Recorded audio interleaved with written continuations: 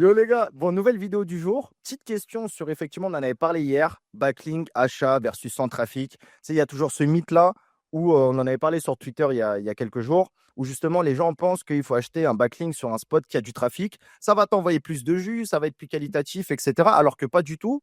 En plus, parfois, ça peut être du faux trafic. Ça veut dire, même des fois, tu peux payer un backlink sur un spot avec pas de trafic, beaucoup moins cher, il va plus pousser. Donc voilà, il y a pas mal de mythes, d'idées reçues, etc. Moi, ce que j'aimerais savoir, c'est déjà, tu nous disais que un spot de vente de backlink, effectivement, s'il a pas de trafic, il va être moins sexy. Tu vas le vendre moins cher en théorie. Qu'est-ce que tu peux nous dire un petit peu par rapport à tout ça? Ouais. Bah déjà, moi, je monétise mes sites assez tard. En fait, je commence à mettre mes sites sur les plateformes à partir du moment où j'atteins un certain niveau de maîtrise. Donc, en fait, je monétise jamais un site quand il a pas de trafic. Mais après, je sais pas, en fait, c'est ma strat. En fait, je me dis, un annonceur, dans tous les cas, qui va acheter, dans tous les cas, imaginons qu'il va acheter mon lien, bah, je préfère qu'il me l'achète à 90 balles qu'il me l'achète à 20 balles, tu vois. Je m'aurais Ouais, pensé que c'était plus à 20 balles. Enfin, j'aurais pu le vendre dès le début, mais j'aurais pris 20 balles, alors que je vais le revendre 3 mois plus tard en faisant un x4 sur le prix. Et dans tous les cas, ça se trouve, le mec, il m'aurait acheté. Il va pas m'acheter deux fois. Donc, en fait, quand un XP commence à prendre, je sais qu'il va avoir du trafic, je sais que je peux l'emmener à peu près où je veux. Et du coup, enfin, pas au niveau que je veux, mais je sais que je vais pouvoir atteindre un peu les maîtrises que je veux. Et du coup, je préfère monétiser plus tard et prendre plus au moment de la vente plutôt que monétiser sans trafic. Mais après, je pense, tu vois, comme tu disais, c'est une question de rentabilité. Si t'as un spot où tu vas acheter qui coûte pas cher, qui fait pas de trafic, c'est peut-être intéressant de le prendre, faire du volume, plutôt qu'acheter 5 spots avec des gros trafics que tu vas payer cher. C'est une question de mixte et j'avoue que quand je vais acheter des liens, je vais quand même plus regarder le trafic.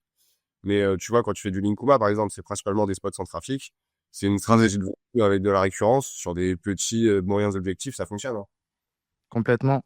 Non, non, mais c'est pour ça, il y a beaucoup. Enfin, d'un côté, tu me diras, après, chacun défend son pain. Tu vois, il y a tous ceux qu'on, soit Jackie, Linkuma ou autres, qui, ils ont raison. En fait, je suis d'accord avec eux. Que d'un côté, tu peux acheter des liens, ça va pas forcément plus pousser s'il y a du trafic dessus. Mais eux, ils vont leur pain parce que c'est des petits liens, il n'y a pas de trafic, etc. D'un autre côté, il y a ceux qui vendent des gros liens avec du gros trafic qui vont dire, mais si, il faut que tu achètes des liens sur des gros spots, le trafic, c'est un gage de qualité, etc. Donc, chacun défend son pain, c'est normal. Après, voilà, moi, pour moi, et avec Léo, on en parle depuis aussi des années, enfin, depuis qu'on fait les vidéos ensemble, au final, c'est qu'une question de budget. C'est combien tu mets, qu'est-ce que tu es prêt à recevoir, voilà, comment tu fais ta sélection. D'un spot à un autre, des fois, ça peut être trop cher. Des fois, 200 balles le spot, alors que tu en as un autre, moins de trafic, mais il a 50 balles. Ouais, c'est ça. Voilà, ça va être peut-être plus intéressant. De toute façon, Et est-ce que, t'achètes du lien, t'as un budget, le tout, c'est bien le dépenser. Ouais, c'est une question d'arbitrage, quoi. Peut-être, Oui, c'est exactement ça, quoi. C'est combien tu payes et qu'est-ce que tu as en retour, quoi. C'est tout ce qu'il y a à réfléchir, quoi. C'est, ouais. Faut juste acheter des est-ce que, choses au bon prix, en fait.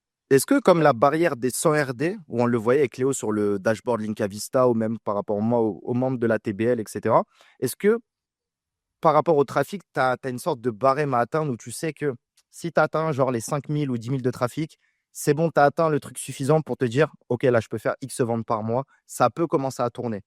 ouais.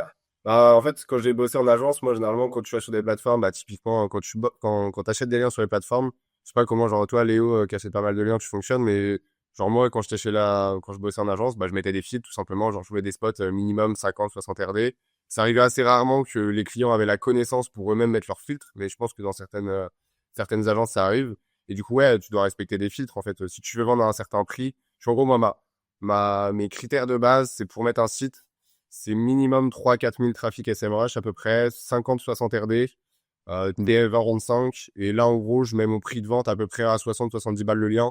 Et après, j'ajuste en fonction du nombre de volumes. Je commence assez bas niveau prix. Et après, bah, plus, en gros, quand je vais passer le cap des 3 4 commandes par semaine sur un spot, j'augmente de 10 15 balles jusqu'à trouver un équilibre, tu vois, en fait. Le trou, c'est de trouver, parce que, ok, t'as des règles en fonction des thématiques et tout, mais tu sais jamais, finalement, si tu le vends au bon prix. C'est dur de se comparer. Donc, l'idée, c'est de trouver un équilibre entre volume de commandes et chiffre d'affaires. Enfin, et prix Putain, ça de. doit être, c'est vraiment une des questions que je reçois tout le temps. Les gens, ils me demandent, ouais, c'est quoi le bon prix et tout. Avec, ça casse les rats. Ah, il y Il y a a pas pas de de règles, en vrai. sujet. Très souvent, ils me disent, ouais, il y a un gars qui me demande un article casino, je peux le vendre combien? Je suis là, tu m'as même pas dit le prix de base de ton site, mais bon, vas-y, ok. Ah, j'ai plus sorti la même, parce qu'à mon avis, la vraie réponse est, bah, tu peux lui demander. Tu sais, combien est-ce que tu peux lui vendre, quoi. Et en fait, assez simplement, tu trouves un accord. Le gars, il sait que tu vas lui mettre un upsell, donc Hmm. bah, voilà, fais-le en conscience à 2 et si lui dis: «Si je te le fais à x2, c'est OK» et bon, bah, il te le dira si c'est OK ou pas, quoi. Surtout quand tu bosses en direct. Sur les plateformes, l'aspect négo est plus compliqué. En direct, c'est que de la négo. Parce que tout le monde, tu vois, tu as les profils en direct qui vont t'acheter directement du lien vraiment pour eux, qui vont t'acheter du lien pour leurs clients, tu as les revendeurs. Donc les revendeurs, typiquement, ils vont tout faire pour casser ton prix. Bah, même les agences, faut qu'elles margent, donc elles vont essayer de baisser ton prix aussi. Donc c'est que de la négo, en fait. Ouais et tu beaucoup de négo en direct, toi, du coup? Ouais, moi, 50-55% du CA aujourd'hui, c'est du direct. Ah ouais, Ah, Ça fait pas beaucoup, quand hein. même. ah, Ouais, c'est énorme. c'est beaucoup, ouais. Mmh. Et Tu tu une vois, strat, pour stimuler le direct ou c'est juste, «le hasard» entre guillemets? non, Pour démarcher? ouais, bah, je le fais pas depuis si longtemps que ça de démarcher. En gros, je me fais beaucoup démarcher sur mes sites, tu sais, formulaires qui sont spammés et tout. Il y a beaucoup d'éditeurs qui répondent pas, en fait. Mais bah, juste, tu réponds, tu fais de l'argent. Donc, juste Ouais. les gars, répondez à vos mails, quoi. Et après, ouais, après, j'ai commencé à démarcher, là, je pense, il y a 6 mois, d'aller choper tous les link builders, tout ça sur LinkedIn, d'envoyer les spots en masse. J'ai principalement juste fait ça pour démarcher. Après, structurer aussi l'offre. Avant, c'était un peu crade. Je répondais juste un mail avec tous mes sites, les prix. Enfin, c'était pas cohérent. Là, j'ai un Google Sheet, tout est propre. T'as mon WhatsApp, t'as tout. T'as tous les prix actualisés, t'as le trafic, t'as toutes les métriques. Un truc plus propre. Et surtout, je trouve important sur le direct aussi être réactif. T'as des mecs qui mettent une semaine pour traiter des commandes en direct. Tu vois, il y a des mecs qui passent des commandes fin du mois. Ils veulent absolument qu'elles soient payées avant la fin du mois. Enfin, plus t'es réactif, plus tu vas avoir des commandes, plus tu vas créer de la récurrence avec tes clients, parce que généralement, ce que je disais, c'est des agences, des revendeurs. Donc, plus tu t'intègres bien dans leur process, plus ils vont te faire confiance et plus ils vont t'envoyer des commandes. Ouais. Ah, c'est vrai que la réactivité, c'est important.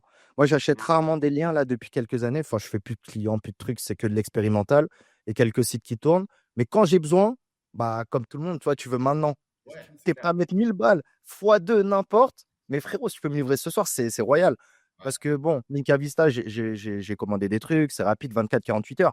Mais il y a d'autres plateformes ou d'autres vendeurs, 7 jours, tu n'étais pas livré. Et au final, bah, ton idée, ton FOMO, l'argent que tu veux mettre, c'est maintenant, quoi. C'est Ouais, bah, quand t'as la CB dans la main, t'es prêt à quand claquer. tu la CV dans la main. C'est comme une formation, ça reste de l'achat impulsif souvent. Donc. Non, c'est clair. Vu que t'as envie que l'argent il sorte. Les backlinks, c'est de l'achat impulsif. Seul. Ah, putain, en tout cas, c'est cool ta transparence, Florentin, ça fait grave plaisir. Et aussi, tu sais, il y en a, ils tournent principalement également qu'avec les agences. Ça veut dire ils ont un pack de sites, et cetera. Et ils revendent aux agences. C'est ceux qui gèrent les budgets des clients, et cetera. Toi, tu bosses de plus en plus avec des agences, un petit peu, pas trop ou... Pas trop. En fait, le direct, c'est principalement de l'étranger qui vont gérer des sites étrangers qui ont des répertoires en France. Généralement, il y a ça. Et en fait, je pense que le marché français sur la partie achat, vente de liens est quand même bien démocratisé. Tu vois, toutes les plateformes sont connues. Maintenant, tu as Linkfinder pour comparer et tout. Donc, tu vois, j'ai assez peu de commandes en direct des plateformes sur le marché, enfin, des agences sur le marché français. Par contre, à l'étranger, bah, j'ai l'impression que le marché est beaucoup moins structuré. Ils connaissent pas comment forcément le marché français fonctionne. Et du coup, c'est principalement là-dessus que ça marche bien en direct, quoi. Et effectivement, ouais, t'as des agences à l'étranger qui m'achètent directement. Mais en France, pas Pour des masses. pour l'anecdote, Romain, j'ai discuté avec, Flo il y a pas si longtemps que ça pour justement, qu'on passe en direct tous les 2 et que genre on trouve un deal qui soit, «avantageux pour nous 2» entre guillemets. Chose qu'on n'a pas fait dans l'immédiat parce qu'il va me x2 sur, mes thématiques. Donc voilà, je préfère toujours essayer de faire le truand à droite à gauche, voir si je peux, voilà, bypass les x2 un peu partout avant de me faire assassiner. Mais ouais, ouais, ouais, un jour, très sûrement, quand j'aurai beaucoup de thématiques moins sensibles, à gérer en termes de link building, je pense que c'est intéressant de trouver quelqu'un avec qui tu peux dealer en direct parce qu'en fait, sur du volume, c'est toujours intéressant. Effectivement, d'accord, quoi. En fait, c'est ça, c'est dès que tu bosses en direct, généralement, c'est des deals sur du volume où, bah, du coup, moi, je peux faire des rabais sur mes prix, eux peuvent acheter moins cher, du coup, reprendre plus de marge. Enfin, c'est comme ça qu'on s'entend bien. Et ça permet d'être aussi assez. Je pense que mon CA en direct est plus prévisible que mon CA en plateforme, tu vois. Parce que je sais que tel mec, ça fait 6 mois qu'il Ah, m'achète 20 liens par mois. Ça fait 6 mois que ça fonctionne comme ça. Le mois prochain, il n'y a aucune raison qu'il m'achète pas de lien. Alors que sur les plateformes, t'as aucune visibilité de. Ouais, tu sais à peu près, tu fais combien par plateforme, mais t'as quand même beaucoup plus d'aléatoires sur les plateformes qu'en direct.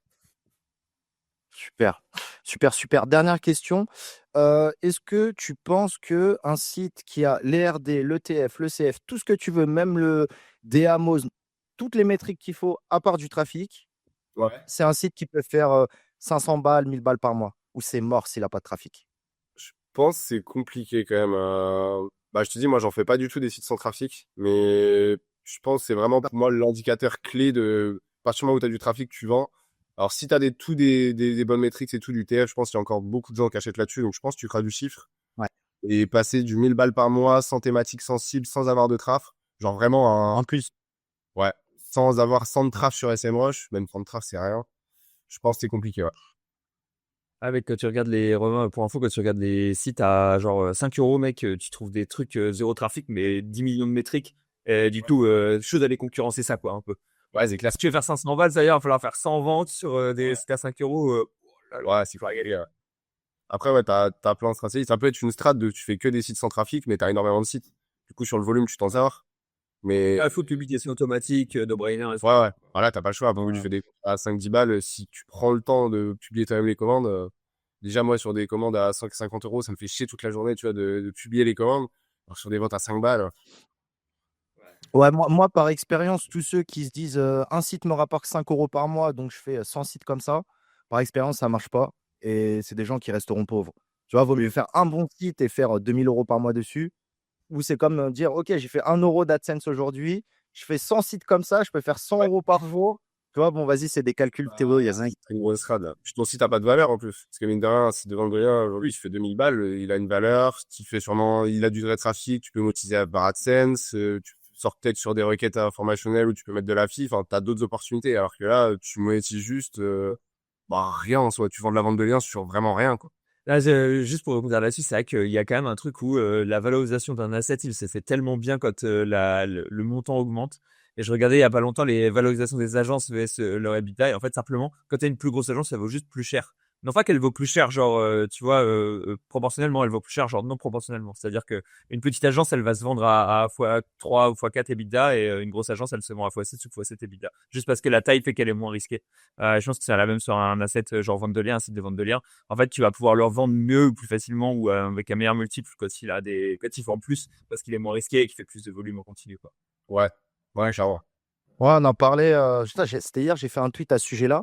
Après, c'est que mon opinion, pour avoir revendu en plus une agence bah, il y a quelques années, pour moi, c'est beaucoup plus simple de vendre un site. Et en fait, si tu veux exit, va pas lancer une agence. Parce que pour moi, l'agence, tu vois, les gens, ils vont pas te racheter. Enfin, le fondateur d'agence, il croit qu'il y a son carnet client, mais il y a le staff, les process, les recrutements et tout. Alors que la personne qui te rachète, elle s'en bat les couilles de tout ça. Elle veut juste ton carnet client. Elle veut accès, je pense, aux clients qui ont été signés sur 1, 2, 3 ans ou autre, tu vois. Mais tout le reste, elle s'en fout. La personne qui te rachète, en théorie, elle a déjà ses process, ces trucs-là. Alors qu'un site qui fait 3000 balles par mois, voilà, tu fais ton calcul, tu fais ton multiple, tu revends pas. Mais pour moi, pour la revente, je ferais plutôt des sites que des agences, tu vois? Et puis, je pense, mine de rien, tu vois, j'avais vendu aussi des sites sur Dotmarket, et là, si des acheteurs, c'est pas forcément ce qu'on pense. Sur Dotmarket, ils ont beaucoup de mecs qui ont rien à voir avec le web, qui sont devenus des investisseurs, en fait. Et du coup, en fait, t'as quand même un gros panel potentiel d'acheteurs, parce qu'ils, bah, ils ont peut-être tort sur ce côté-là, mais ils voient le côté 100% passif, tu vois. Et du coup, t'as quand même t'as les éditeurs qui peuvent te racheter des sites, t'as les potentiels investisseurs web, entre guillemets, t'as quand même un gros panel par rapport à, je pense, de l'agence où, bah, faut déjà être dans le milieu, faut des gros budgets, c'est un peu différent. T'as le mec qui a eu de son héritage, il va racheter un site 100 000 balles, frérot. Normalement, il va tout faire full C'est le pénaliser. principe.